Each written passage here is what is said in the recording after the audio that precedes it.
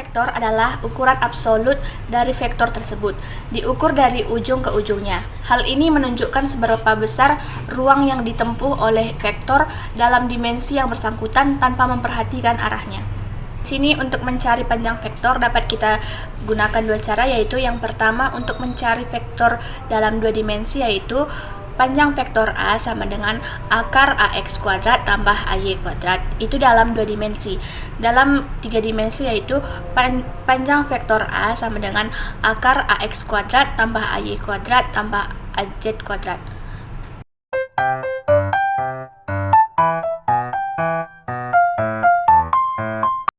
Selanjutnya yaitu ada penjumlahan dan pengurangan vektor dengan beberapa metode.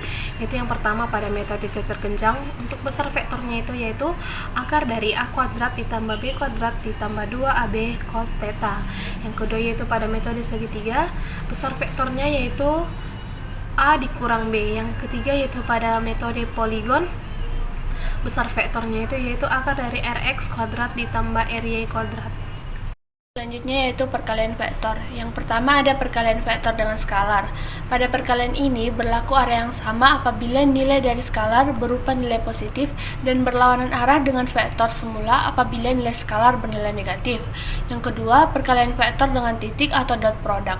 Apabila dinyatakan dalam komponen pembentuknya masing-masing, maka dapat dituliskan dengan vektor A sama dengan AX vektor I tambah AY J vektor tambah AZ vektor K, dan B vektor sama dengan BX vektor I tambah BY vektor J tambah BZ vektor K, dimana apabila didotkan yaitu vektor A dot vektor B sama dengan AX BX tambah AY BY tambah AZ BZ.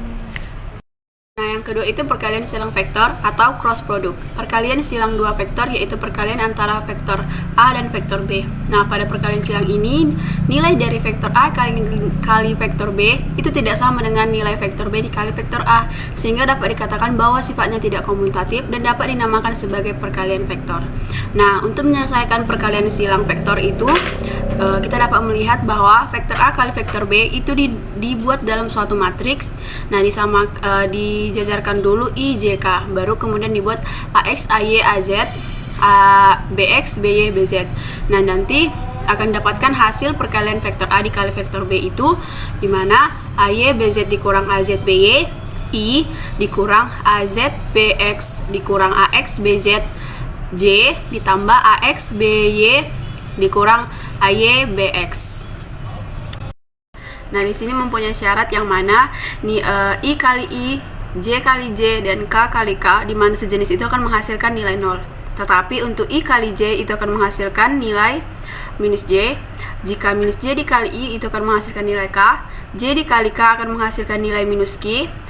Minus K dikali J akan menghasilkan I. K dikali I akan menghasilkan minus I, dan minus I dikali K akan menghasilkan J.